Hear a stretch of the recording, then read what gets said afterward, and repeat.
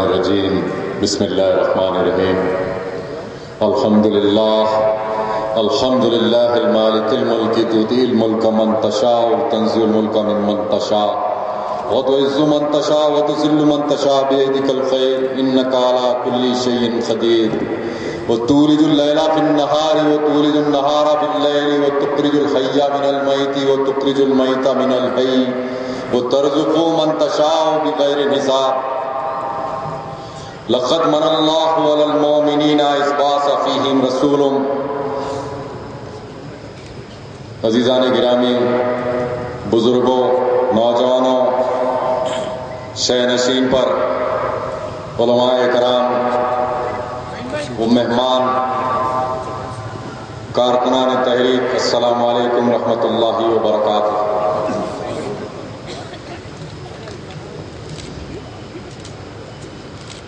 ابھی آپ نے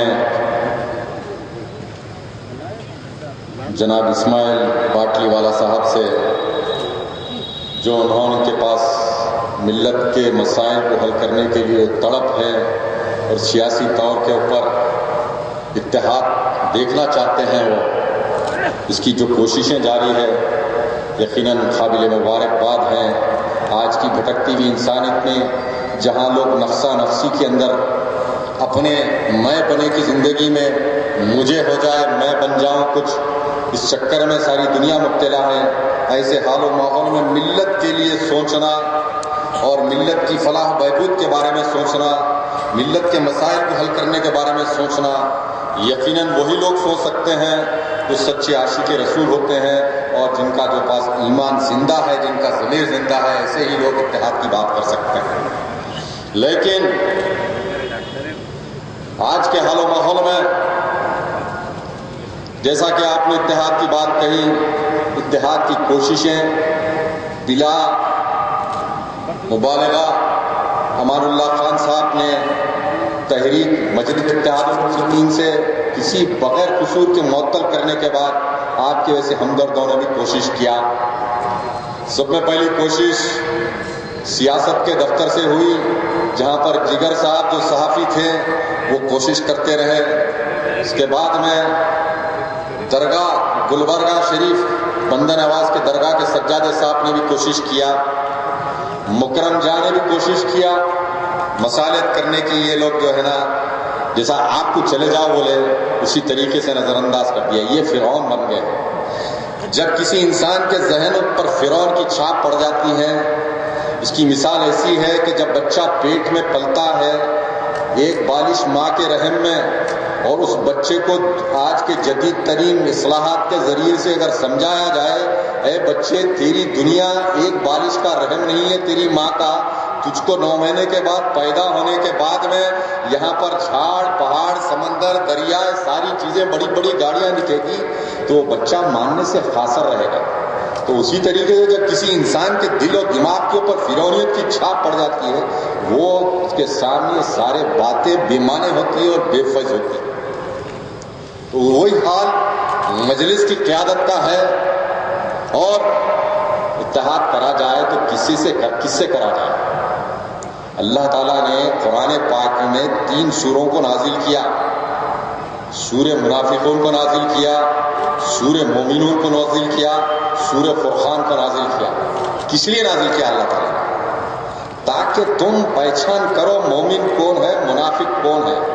تمہارا اتحاد کس سے ہو؟ مومن کا اتحاد مومن سے ہوتا ہے، منافق سے نہیں ہوتا. اور فرقان سورہ اسی لیے رکھا گیا ہے تاکہ تم یہ فرق محسوس کر سکے. تم ہر کس و ناکس کو ملت کے درد کے اندر اتحاد کی دعائی اور اتحاد کر لو بولے تو نہیں ہوتا اتحاد. آپ کو محسوس کرنا پڑے گا کہ یہ کون ہے، یہ شخص جو ہے یا منافق ہے، تو اس کے ساتھ آپ اتحاد کی بات بھی نہ کریں.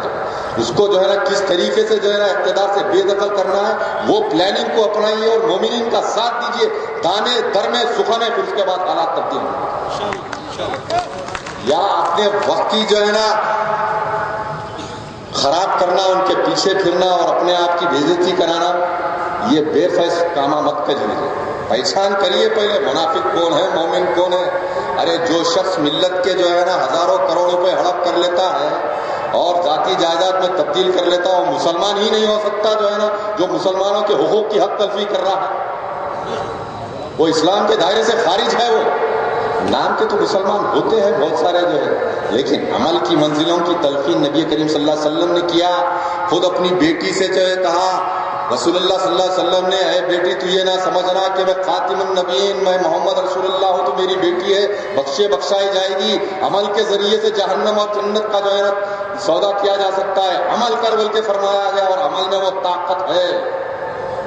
تو عمل کون کر رہا ہے وہ بھی دیکھنا پڑے گا ملت کے مخلصین کو. میں آپ کے اتحاد کی جو ہے نا میں سراہنا کرتا ہوں اور آپ کی کوششوں کی سراہنا کرتا ہوں. مگر حدیث شریف بھی ہے، آپ کو معلوم ہونا چاہیے. میرے آقا نبی کریم صلی اللہ علیہ وسلم نے امت میں اتحاد کے لیے دعا کیا تھا، اللہ نے رد کر دیا، قبول نہیں کیا. اس لیے نہیں کیا کیونکہ ملت میں منافق بھی ہوتے ہیں.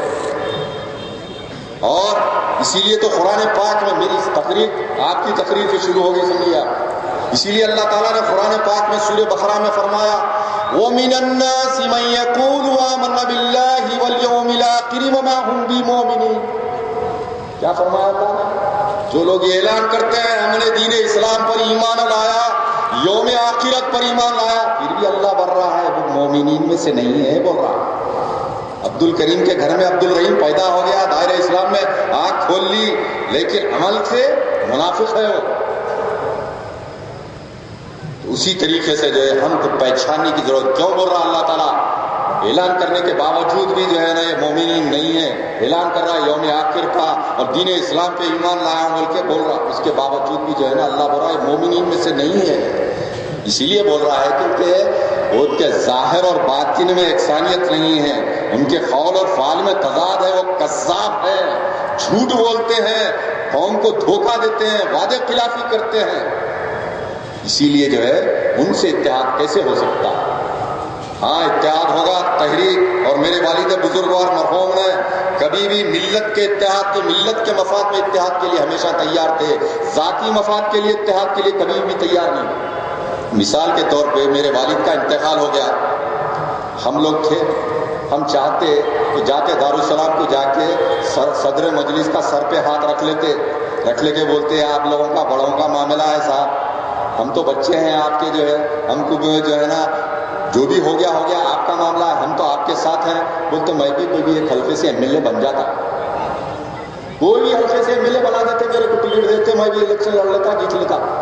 لیکن ہم نے نہیں، ہم اصولوں کی بنیاد کے اوپر ملت کے مظلوم کے حقوق حاصل کرنے کے لیے آج ملت کے ہزاروں کروڑ روپے جو ہے نا ذاتی جائیداد میں تبدیل کر لے کے رکھے ہیں. آج وہی پیسہ ملت کے اوپر خرچ کر دیا جائے تو آج حیدرآباد کا مسلمان بے روزگارہ نہیں ہو سکتا، حیدرآباد کا مسلمان ان پڑھ نہیں ہو سکتا، حیدرآباد کا مسلمان تعلیم یافتہ ہو سکتا، حیدرآباد کا مسلمان بیماری کے لیے چندے نے منگنا نہیں پڑتا، اس کے لیے جو ہے نا علاج معالجہ فری ہو سکتا.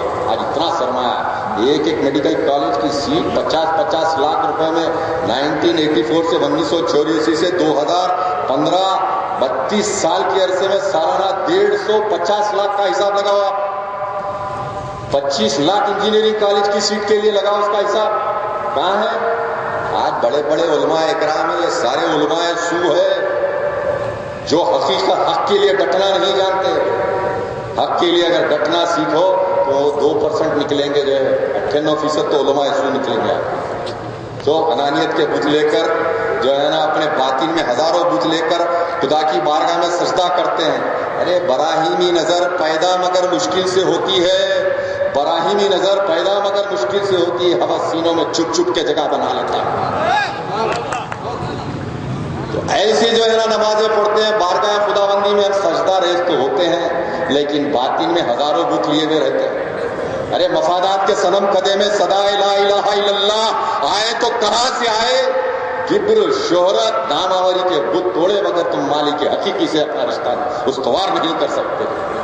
آج یہی تو معاملہ چل رہا. آج تحریک کا قائدین، تحریک کا کارکن کسی سے نہیں ڈرتا، کسی مائی کے لال سے، کسی حکمران سے نہیں ڈرتا، ان کی غنڈہ گردی سے ہم نہیں ڈرتے، انہیں ہم سے ڈرتے ہیں. کہ بولے تو حلال کا کھاتے ہیں، حلال کا کھاتے ہیں.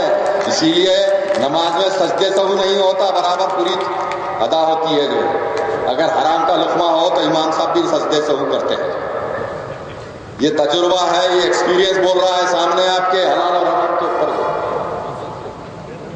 آج لوگ جو ہے نا تھالی کے بیگن کی طرح اپنی وفاداریاں یہ پارٹی سے وہ پارٹی، وہ پارٹی سے یہ پارٹی. تھوڑے دن پہلے کمیونسٹ آئے تو ان کے پیچھے ارے کئی کچھ ہے بھائی کمیونسٹ پارٹی میں ہمارے سے کیا تکلیف ہے؟ نہیں وہ سینٹرل گورنمنٹ میں ہے، ان کے ایم پی ہیں، اگر مجلس والے کو ستائے تو اللہ ہمارے کو سپورٹ کرے. ارے میں بولا ہم بھی تو لڑ رہے ہیں، مقابلہ کر رہے ہیں ان سے جو ہے. ہمارے پاس کوئی ایم پی کی نہیں، ہم تو اللہ کی مدد مانگ رہے ہیں جو ہے، اس کے رسول کی مدد مانگتے ہیں ہم جو ہے، اس کے اوپر زندہ ہے. کیونکہ موت خود بندے کی حفاظت کرتی وقت آنے سے پہلے تک، جب وقت آ جاتا ہے تو کوئی ترمخا نہیں بچا سکتا. یہ ہمارا ایمان ہے.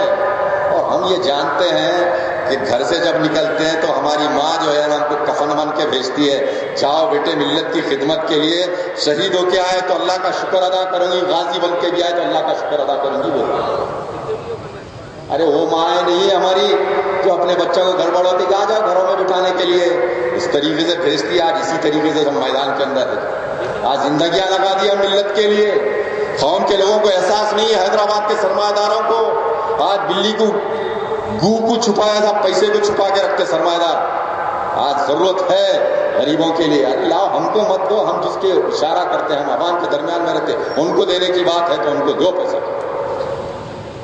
لیکن حالات ایسے ہی ہے. بہت بہت مبارکباد اسماعیل صاحب، آپ اتحاد کے لیے کام کیجئے، ہم آپ کے پورا کھل کے ساتھ دیں گے، مگر ملت کے مفاد میں اتحاد ہو تو اس کا ساتھ دینے کے لیے ہم تیار ہیں. اگر کسی شخص کو جو ہے نا ابھارنے کے لیے یا کسی شخصیت کو جو ہے نا کچھ مفاد دلانے کے لیے، شخصیت کو بڑھاوا دینے کے لیے، تو ہم ویسے اتحاد کے لیے نہیں ہیں. ہم ملت کے لیے، قوم کے لیے، قوم کے مظلوموں کے لیے، اتحاد کے لیے برابر تحریک تیار ہے.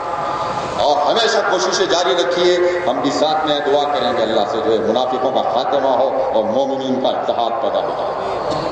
ہماری یہ خواہش ہے. اور کبھی بھی آپ، ہمارے دروازے 24 گھنٹے کھلے ہیں. اخلاق کے دائرے میں، شریعت کے دائرے میں ہمارے سے گفتگو ہو سکتی ہے، اس سے ہٹ کے ہم کسی سے جو ہے نا کوئی سودے بازی کی بات نہیں ہو سکتی ہے. آج سودے بازی کی بات ہوتی یہ دیکھیے اللہ کی کرنی ایسی ہوئی کہ جب ہم الیکشن لڑتے یہاں پر تو مجلس کی قیادت ہم کو چھوٹی بی جے پی کہہ کر تقریراں کرتی تھی، اور مسلمانوں کے ووٹ کٹوانے کے لیے کھڑے کر کر تقریراں کرتی تھی. ہم نے صبر سے کام لیا. ہم نے 12 اپنے تقریر کے ذریعے سے ان کو قرآن کے ذریعے سے سمجھانے کی کوشش کی. دیکھو اللہ کا حکم ہے، اللہ اعلان کر رہا ہے وَلَا تَلْبِسُوا الْحَقَّ بِالْبَاطِلِ وَتَكْتُمُوا الْحَقَّ وَأَنْتُمْ تَعْلَمُونَ. تم صحیح کو غلط سے مت ملاؤ اور سننے والوں کو گمراہ مت کرو، اور ایسا کرنے والوں کے لیے خدا کا سخت عذاب ہے.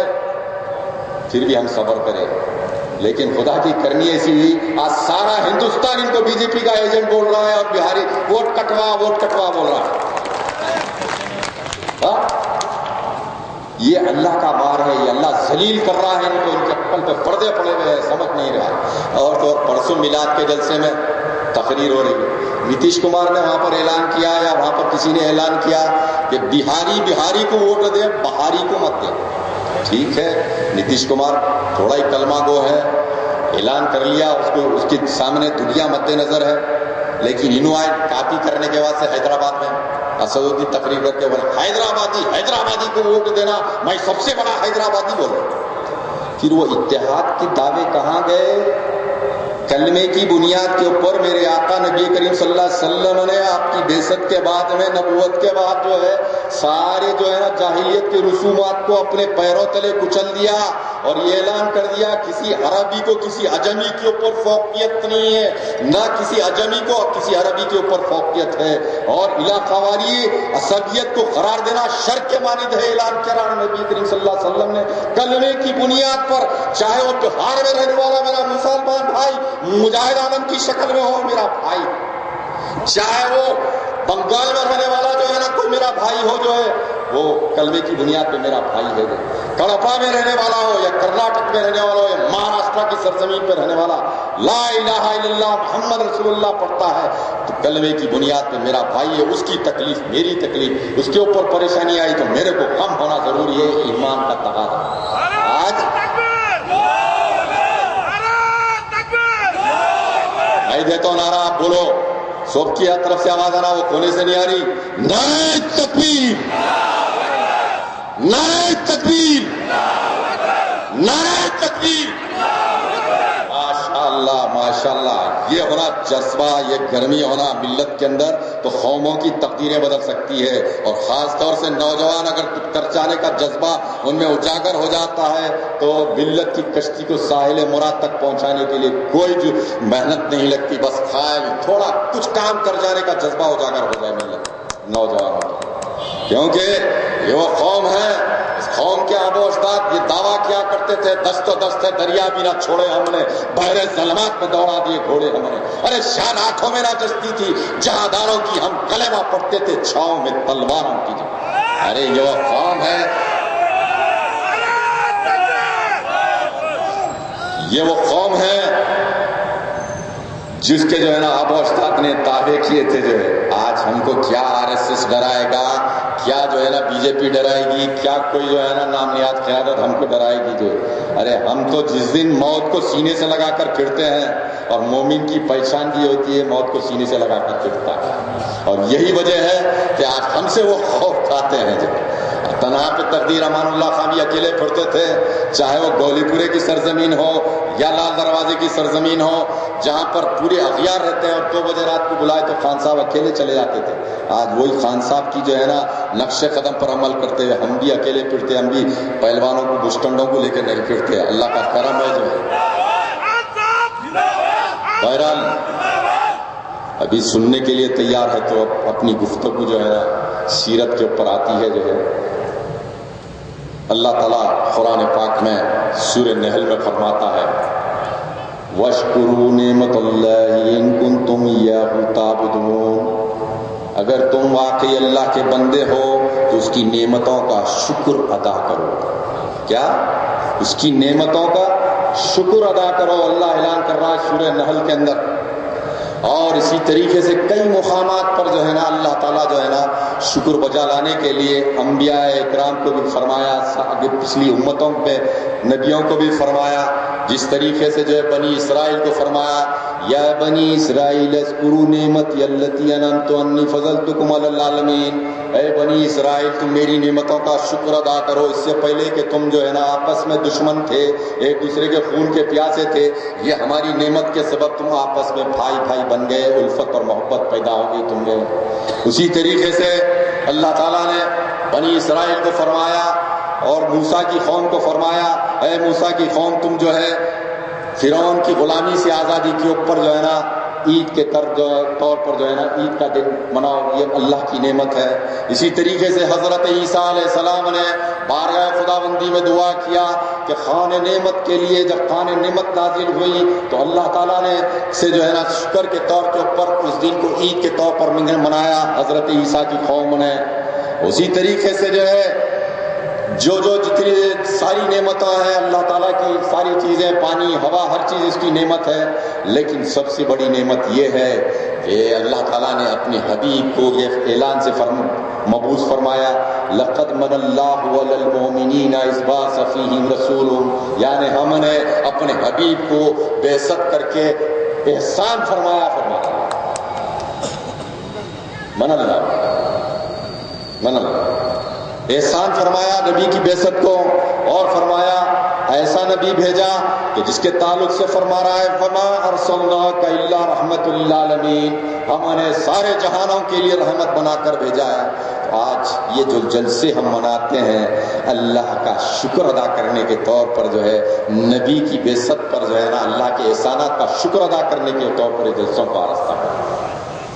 جو لوگ اعتراضات کرتے ہیں جشن میلاد منانا بدعت ہے، کیوں مناتے ہو؟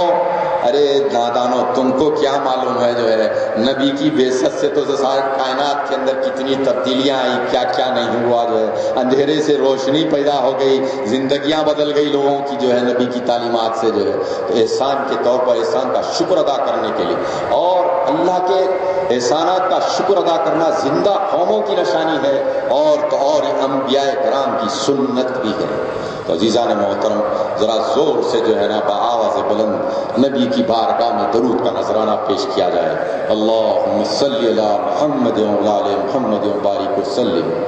سارا مجمع خاموش ہے، درود پڑھنا نہیں ہے، زور سے پڑھو، میں نہیں بول رہا ہوں۔ میرے آقا نے فرمایا جو لوگ بآواز بلند درود کا نذرانہ پیش کرتے ہیں میری بارگاہ میں قیامت کے روز، یہ ہجر شجر، یہ کنکر، یہ جھاڑ پہاڑ، یہ ساری چیزیں جو ہے نا گواہی پیش کرے گی کہ یہ بندے تیری امت کے جو ہے نا تیرے بارگاہ کے اندر درود کا نذرانہ پیش کرتے تھے۔ ماشاءاللہ کافی سمجھدار ہے جو ہے، باقیوں کو سمجھ نہیں آئی کہ آپ آواز بلند نعرے تو دیتے ہو، نعرے تکبیر اللہ اکبر بولتے ہو، درود بھی اسی انداز میں پڑھنے کی عادت ڈال لو تاکہ تمہاری بخشش اور مغفرت کا ذریعہ بن جائے۔ اللہم صلی علی محمد وعلی آل محمد وبارک وسلم۔ تو عزیزان محترم، درود کی فضیلت یہ ہے کہ ایک مرتبہ میرے آقا دو جہاں نبی کریم صلی اللہ علیہ وسلم اپنے حجرے سے باہر آئے اور حضرت عبداللہ ابن عباس رضی اللہ تعالیٰ سے روایت ہے، آپ فرماتے ہیں کہ سرکار حجرے سے خوشی خوشی باہر آ کے فرمانے لگے کہ اے صحابیوں مجھ کو مبارک کہو، مجھ کو مبارک کہو۔ تو صحابیوں نے آپ کو مبارک کہا۔ تو پھر اس کے بعد مبارکبادی کا سبب پوچھا تو آخر بات کیا ہے، تو آپ نے فرمایا اللہ نے مجھ پہ ایک ایسا انعام کیا ہے، ایک ایسی آیت کریمہ نازل کی ہے سورہ احزاب کی، جس کی آیت کریمہ کا ایسا جو ہے نا فضل و کرم ہے کہ ایسی آیت کریمہ کبھی نازل نہیں ہوئی تھی۔ تو آپ نے سورہ احزاب کی آیت کریمہ کی تلاوت کی۔ وہ آیت کریمہ یہ ہے، ان اللہ ملائکتہ یصلون علی النبی یا ایھا الذین آمنوا صلوا علیہ وسلموا تسلیما، اللہم صلی علی محمد وعلی آل محمد وبارک وسلم۔ اس کے بعد میں صحابہ کرام نے پوچھا یا رسول اللہ یہ آیت کا ماجرا کیا ہے؟ تو آپ نے فرمایا اگر تم لوگ نہیں پوچھتے تو اس کی حقیقت میں بیان نہیں کرتا، چلو آج تم نے تا قیامت تک نہیں بیان کرتا، جب تم نے پوچھ لیا ہے تو میں بیان کر دیتا ہوں، کہہ کر فرمایا اللہ تعالیٰ دو فرشتوں کو متعین کرتا ہے ہونٹوں پہ، اور جب میرا ذکر آئے اور درود کا نذرانہ پیش کیا جائے تو فرشتے جو ہے نا غفران لکا کہتے ہیں، یعنی اللہ تمہاری مغفرت کرے، تو اللہ تعالیٰ ان فرشتوں کی جو ہے نا بات کے اوپر آمین فرماتا ہے۔ اگر تم اپنی مغفرت چاہتے ہو تو جہاں نبی کا ذکر آئے وہاں پر درود کا نذرانہ پیش کرو اور تمہاری مغفرت اللہ کر دے گا۔ اسی طریقے سے اگر تم سن کے خاموش بیٹھ جائے، اپنے ہونٹوں کو جنبش نہ دے، تو فرشتے کہیں گے لا غفران لک، اللہ تمہاری مغفرت نہ کرے۔ تو اب اندازہ کرو اگر مغفرت چاہتے ہو تو یقیناً درود کا نذرانہ جہاں نبی کریم صلی اللہ علیہ وسلم کا ذکر آئے وہ کرتے رہو مسلمانوں۔ تو عزیزان محترم، تو اسی طریقے سے نبی کریم صلی اللہ علیہ وسلم پر درود کثرت سے بھیجا کرو، کیونکہ سرکار نے فرمایا تمہارے اعمال کا دار و مدار نیتوں کے اوپر ہے، تمہارے اعمال کا دار و مدار نیتوں پر ہے۔ تمہارے اعمال کے ڈھیر میں کتنے ہی نمازیں، روزے، زکوٰۃ، خیر خیرات کیوں نہ ہو، اگر اس کے اندر اللہ نے تم کو جنت بخش بھی دے لیکن تم جنت کا راستہ تمہیں نہیں ملے گا، تم بھٹک جاؤ گے جب تک جو ہے نا اس اعمال کے اندر درود کا نذرانہ نہیں رہے گا، وہ جنت کی راہ نہیں مل پائے گی۔ غور و فکر کی بات ہے، جنت کی راہ اگر تلاش کرنا ہے، راستہ نکالنا ہے تو درود کا نذرانہ پیش کرتے رہو۔ جب نبی کریم صلی اللہ علیہ وسلم معراج کا سفر کر رہے تھے تو جبریل امین ایک مقام پہ آ کے رک گئے اور اس کے بعد آگے نہیں بڑھ سکے۔ میرے آقا نے پوچھا چلو جبریل وہاں تک، کہا کہ میری ہمت نہیں، میرے پر جل جائیں گے، مگر میری ایک التجا ہے اللہ کی بارگاہ میں رکھ دینا یا رسول اللہ۔ تو فرمایا کیا ہے؟ تو یوم القیامہ کے دن پل صراط کے اوپر آپ کی ان امتیوں کو جو ہے نا میں پر بچھا کر جو ہے نا راستہ طے کراؤں گا جو آپ کی بارگاہ میں درود کا نذرانہ پیش کرتے رہے۔ تو یہ دعا بھی جو ہے نا قبول ہو گئی، اور پل صراط کے اوپر جبریل کے پروں پر سفر کرنا چاہتے ہو، جہنم کے اڈے سے لے کر جنت تک کی سرحد تک جانا چاہتے ہو، تو اس کے لیے جو ہے نا جس طریقے سے آج کے زمانے میں حیدرآباد سے امریکہ کو جانا ہے تو آپ کو پاسپورٹ ہونا پڑتا، اگر جہنم کے اڈے سے جنت کی سرحد پر جانا ہے تو پاسپورٹ کا کام میرے آقا کے اوپر درود و سلام کا جب نذرانہ پیش کرتے رہیں گے وہ آپ کو کام دے گا، پاسپورٹ کا کام کرے گا۔ عزیزان محترم، آج کے حال و ماحول میں ہمارے پاس کئی مسائل ہیں، کئی پریشانیاں ہیں، ہم نبی کی امتی ہونے کا دعویٰ بھی کرتے ہیں اور کہیں گستاخی ہوتی ہے تو شہر کے اندر گلیوں میں احتجاج بھی ہوتا ہے، لیکن نبی کے جو ہے نا احکامات پہ کتنا عمل کرتے ہیں؟ یا ایھا الذین آمنوا اصبروا وصابروا ورابطوا تتقوا اللہ لعلکم تفلحون۔ اللہ تعالیٰ فرما رہا ہے ایمان والو تم صبر کرو، مقابلے میں مضبوط رہو، مخالف سے چوکنے ہو، ہوشیار رہو تاکہ تم مکمل کامیاب و کامران ہو سکو گے۔ سوال یہ ہے کہ قرآن میں صبر کا مفہوم کیا ہے؟ صبر سے مراد ہم آج یہ بات لیے جاتے ہیں کہ ایک طاقتور سامنے ہے، ہم کمزور ہیں، کچھ نہیں کر سکتے ہیں تو ہم صبر کر رہے ہیں کہتے ہیں، لیکن جو قرآن میں صبر کی تلقین دی جا رہی ہے، صبر یہ ہے کہ تم کو اللہ اور اس کے رسول کے احکامات پہ جن پہ عمل کرنے کی حکم دیا گیا ہے اس پہ عمل کرو، اور جن چیزوں سے رکنے کی تم کو تلقین کی جا رہی ہے اس سے رکو، تو اس کا مطلب یہ صبر۔ آج صبر کا مطالعہ، انٹالرنس کی بات جو چل رہی ہے، اگر آپ جو ہے نا اللہ اور اس کے رسول کے احکامات پہ عمل کرتے ہیں تو صبر کر رہے ہیں، اگر عمل نہیں کرتے ہیں تو صبر نہیں کر رہے ہیں آپ۔ تو اسی طریقے سے آج کے حال و ماحول میں میری یہ جلسوں سے یہ گزارش ہے، یہ پیام ہے آپ کو کہ اگر نبی سے سچی محبت ہے تو نبی کے احکامات پہ چلو مسلمانوں۔ اور سب میں بنیادی چیز سارے اعمال کی قبولیت کا دار و مدار کس چیز پہ ہے؟ نماز پہ۔ اور میرے آقا نے فرمایا نماز آنکھوں کی ٹھنڈک ہے، اگر نبی کی آنکھوں کو ٹھنڈک پہنچانا ہے تو آج جو لوگوں نے عشاء نہیں پڑھا جاؤ عشاء کی نماز ادا کرو، فجر کی نماز کے لیے جو ہے نا مسجدوں کی طرف راغب ہو۔ اگر تم واقعی نبی کے غلام ہو، نبی سے محبت کرتے ہو، اور نماز ایک بہت مشکل کام ہے، قرآن نے اعلان کیا وَإِنَّهَا لَكَبِيرَةٌ إِلَّا عَلَى الْخَاشِعِينَ، یقیناً نماز بہت مشکل کام ہے، لیکن مشکل ان کے لیے نہیں ہے، آگے اعلان کر دیا گیا الَّذِينَ يَظُنُّونَ أَنَّهُم مُّلَاقُو رَبِّهِمْ وَأَنَّهُمْ إِلَيْهِ راجعون۔ نماز ان کے لیے مشکل کام نہیں ہے، جو اللہ کے سامنے جواب دہی کا تصور رکھتے ہیں ان کے لیے مشکل کام ہے۔ تو آج ہم کو چاہیے کہ جو ہے نا، اور ساری آپ کے خیر خیریات ہر چیز کا دار و مدار قبولیت کا نماز کی قبولیت۔ نماز ایک ایسی چیز ہے جس طریقے سے ایک مرتبہ میرے آقا نے فرمایا حضرت ابو ہریرہ سے، اے ابو ہریرہ کسی کے گھر کے سامنے پانی کی نہر بہتی ہے، 5 مرتبہ ایک شخص اس پانی کے اندر نہاتا دھوتا ہے تو کیا اس کے جسم کے اوپر میلا پن کچلا پن ہوتا ہے؟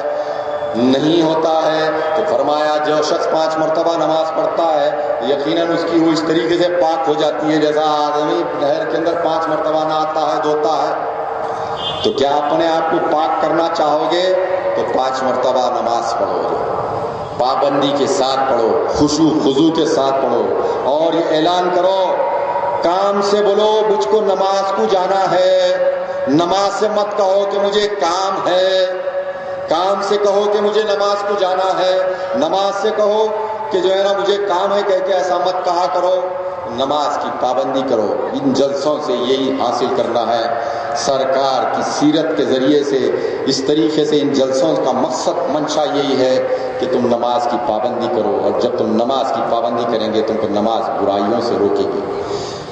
اور ایک مرتبہ صحابی نے پوچھا یا رسول اللہ میرے لیے دعا کیجئے یوم محشر میں آپ کی شفاعت نصیب ہو، تو میرے آقا نے فرمایا تو میری مدد سجدوں سے کیا کر اور روزانہ موت کو یاد کیا۔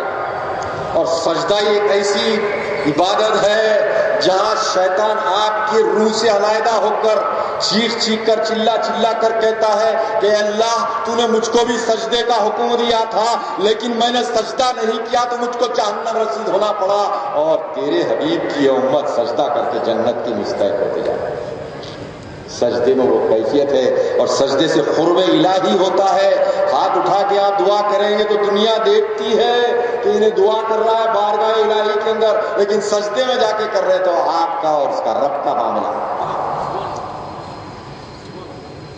دعا ایسی کرو جبکہ خدا خود سنے، جو ہے بندے سے پوچھے بتا تیری رضا کیا ہے، ایسا نہیں بخشے بخشائے جنت میں جائیں، خدا خود پوچھے بندے سے، ایسی جو ہے نا اس کے ساتھ۔ اور قرآن اللہ کے حبیب نبی کریم صلی اللہ علیہ وسلم کے ذریعے سے قرآن آیا۔ ایک مرتبہ حضرت، دیر تو نہیں ہو رہی نا آپ کو، حضرت عائشہ صدیقہ رضی اللہ عنہ کے پاس صحابہ اکرام آئے، پوچھے نبی کریم صلی اللہ علیہ وسلم کے اخلاق کیسے تھے؟ تو سوال کرنے والے صحابیوں سے حضرت عائشہ نے فرمایا برجستہ کیا تم نے قرآن نہیں پڑھا؟ قرآن میں جو ہے وہ نبی کے اخلاق، نعت نبی کریم صلی اللہ علیہ وسلم ہے قرآن پاک، کہیں اللہ نے جواب دیا تبت یدا کہہ کر، تو کہیں جو ہے نا آپ کی تاریخ کے اندر جو ہے نا سوروں کو اتارا گیا اللہ تعالیٰ نے۔ تو اسی طریقے سے قرآن سے ربط قائم کرو۔ ابھی میں نے کہا نماز، پھر اس کے بعد قرآن سے رابطہ قائم کرو۔ میرے آقا نے فرمایا جس گھر کے اندر قرآن کی تلاوت نہیں ہوتی، جس گھر کے اندر سورہ بقرہ اور سورہ آل عمران کی تلاوت نہیں ہوتی، وہ گھر قبرستان کے مانند ہے۔ کیا؟ وہ گھر قبرستان کے مانند ہے۔ کس لیے فرمایا سورہ آل عمران اور سورہ بقرہ کو جو ہے نا پوائنٹ آؤٹ کیوں کیا گیا؟ جب آپ سورہ بقرہ اور سورہ عمران کا مطالعہ کریں گے تو آپ کو پتا چلے گا کہ جو ہے ماں باپ کا احترام کیسا کرنا ہے، قرض لیے تو کیسا ادا کرنا ہے، پڑوسی کا حق کیسا ادا کرنا ہے، تمام تر تفصیل اس کے اندر جینے کا سلیقہ بتلایا گیا۔ اور ہم پڑھنے کے لیے تیار ہیں تو سارے معاملات حل ہو جاتے، سارے جھگڑے حل ہو جاتے۔ نہیں تو 3 مہینے شادی ہوتے ہی جو ہے نا کورٹ کچہری اور ڈوری کیس کے اندر ہم مبتلا ہیں۔ اس کی وجہ یہی ہے کہ جو ہے نا ہم قرآن کے احکامات سے واقف نہیں ہیں اور قرآن کے احکامات پہ ہم عمل نہیں کرتے ہیں۔ یہی وجہ ہے کہ آج ہم کو پریشان ہونا پڑتا ہے۔ آج مسلمان کو جو ہے دہشت گرد قرار کس لیے دیا جا رہا ہے؟ کیوں سازشیں چل رہی ہے؟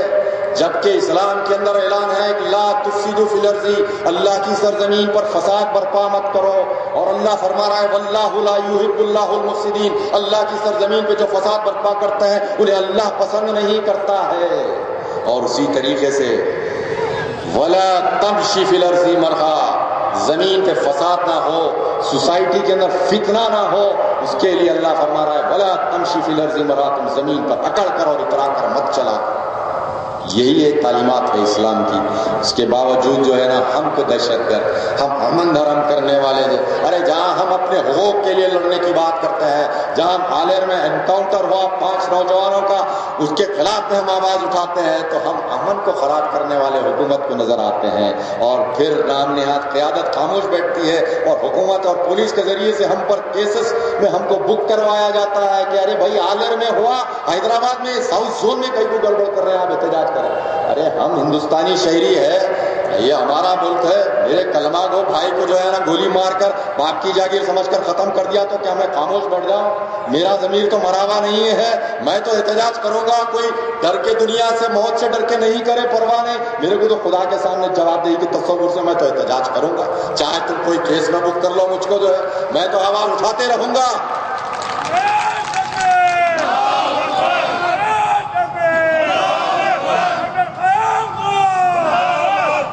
ساری تعریف اللہ کے لیے، قائم خواہ کچھ نہیں اس کے اندر جو ہے، ساری تعریف اللہ کے لیے، اسی کی بڑائی بیان کرو جو ہے، اسی کی بڑائی میں بھلائی ہے۔ کسی انسان کی تعریف بیان کرنے سے اس کا نفس موٹا ہو جاتا ہے اور پھر وہ کہیں خدا نہ خواستہ صلاح الدین اسد الدین نہ بن جائے گا۔ حقیقت ہے اللہ کی بڑائی بیان کرو، اپنی زبان کو اللہ کے ذکر سے تر رکھا کرو، ہمیشہ جو ہے استغفار پڑھتے رہو، استغفار کی کثرت کرو، تاکہ تمہارے تمام مسائل کا، تمہاری تمام پریشانیوں کا حل تمہارے مسلمان ہو جانے میں ہے، جس میں اللہ نے قرآن میں فرمایا یا ایھا الذین آمنوا ادخلوا فی السلم کافہ، تم داخل ہوئے تو پورے کے پورے ہو جاؤ، پھر جو ہے نا یہ سارے تمہارے زان و ادب طے کریں گے۔ ارے تم اپنے آپ کو مسلمان کہتے ہو مگر پورا عمل جو ہے نا اسلام کے خلاف میں اگر کرتے رہیں گے، تم سود خوری کریں گے، تم ظلم کریں گے، تم جو ہے زنا کریں گے، تم غلط سب غیر ضروری معاملات کریں گے، غیر شرعی معاملات کریں گے، اپنے مفادات کے لیے نفس کے لیے ناچتے رہیں گے، تو یقیناً تمہاری بھلائی یہاں بھی نہیں ہے وہاں بھی نہیں ہے، یہاں بھی ذلیل وہاں بھی ذلیل۔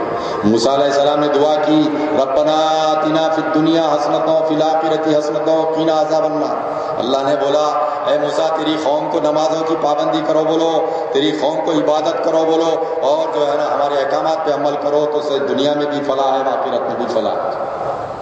نہیں تو نہیں، خالی پریشانی آئی، جیل کو گئے، کیس میں بک ہو کے جیل میں نمازاں پڑھ رہے ہیں، جیل کا دروازہ باہر نکلتے ہی نمازاں چھوڑ دے رہے ہیں۔ حقیقت جو دیکھ رہا ہوں حالات، مسلمان وہ ہے جو مستقل مزاجی سے، خود اعتمادی کے ساتھ جو ہے نا بالکل ایک بلند حوصلے کے ساتھ جو کام کرتا ہے۔ جس طریقے سے میری مثال کو سامنے رکھ سکتے ہیں آپ، 3 بار الیکشن لڑا، ہار گیا، لیکن میرے عزائم اور حوصلوں میں پستی نہیں آئی. برابر تحریک کی صدارت سنبھال رہا ہوں, تحریک کو جد و جہد کرتے ہوئے آپ کے درمیان میں لے کے چل رہا ہوں. آنے والے بلدی انتخابات ہیں, سارے ہندوستان میں حالات تبدیل ہو رہے ہیں. دلی کی سیاست دیکھو آپ کے سامنے, بہار کے اندر فرقہ پرستوں کو شکست فاش کیا گیا, اسی طریقے سے حیدرآباد میں کب تبدیلی آئے گی. اگر آپ لوگ اپنے فرائض و واجبات کے بعد ملت کی اپنے کندھوں پہ کچھ ذمہ داری محسوس کریں گے تو یقیناً حالات تبدیل ہوں گے. اگر تم سوچے کہہ رہے اپنے کو کیا لینا دینا ہے یہ سیاست سے وغیرہ سے, جو ہے پیسے مل جاتے جو ہے نا, لے لینا سو جانا, کام کاج دیکھا جائے گا, تو حالات نہیں بدلتے. ہر ایک قائم خان کی ذمہ داری نہیں ہے حالات کو بدلنے کی, آپ کی بھی اتنی ذمہ داری ہے جتنی میری ذمہ داری. آج میں صدارت کر رہا ہوں ایک جماعت کی, کل کے دن اللہ تعالیٰ مجمع میں سے کسی نوجوان کو منتخب کرے گا, وہ تحریک کا صدر بن کے ملت کی فلاح و بہبود کے لیے کام کر سکتا. میری زندگی کتنی ہے, آج 54 سال کی زندگی ہوگی, میرا باپ نہیں رہا, کل کے دن 8-10 سال کے اندر موت آ جائے گی اور دنیا سے رخصت کر کے چلا جاؤں گا. اور یہ باتوں کو یاد رکھو میری, کل کے دن میں مجھے موت آ جائے گی, موت سینے سے گلے لگ جائے گی, تو تم یہ اپنی ذمہ داری کو محسوس کرتے ہوئے ملت کی فلاح و بہبود کے لیے تحریک کی باکر سنبھال کر تحریک کی خدمت کرنا اور قوم و ملت کی خدمت کرنا, کیونکہ موت ایک بے خبر ساتھی ہے, بقول حضرت علی کے کب گلے لگ جائے نہیں معلوم. تو آج جتنے بھی لمحات بچے ہیں زندگی کے, اللہ کے ذکر میں اور اس کی مخلوق کی خدمت میں گزارنے کی کوشش کرو. انشاءاللہ اور بھی جلسے ہوتے رہیں گے آپ کے سامنے, اور بھی کئی حالات آتے رہیں گے. آپ ان جلسوں کے اندر جہاں پر بھی جو ہے نا تحریک کا جلسہ ہے, آئیے, ہر جلسے کے اندر نئی بات آپ کے سامنے آتے رہے گی. اور میں تمام حضرات کا جو اتنی رات دیر گئے, سردی کے باوجود بھی یہاں پر موجود رہے گفتگو کو سننے کے لیے, اللہ تعالیٰ ان تمام کی گفتگو کو قبول فرمائے, آپ کی یہاں پر بیٹھنے کو قبول فرمائے. اللہ تعالیٰ اپنے حبیب پاک نبی کریم صلی اللہ علیہ وسلم کے صدقے کے اندر جو ہے ہماری تمام جو ہے نا جائز خواہشات کی تکمیل فرمائے, اور جو ہے نا ہم کو ایک سچا اور عمل مسلمان بنا دے جو ہے, اور جس کے ذریعے سے جو ہے نا عالم دنیا کے اندر سرزمین کے اوپر ایک دین اسلام کا پرچم بلند ہو جائے, اور جو ہے نا لا الہ الا اللہ کی صدائیں بلند ہے. یار زندہ صحبت باقی.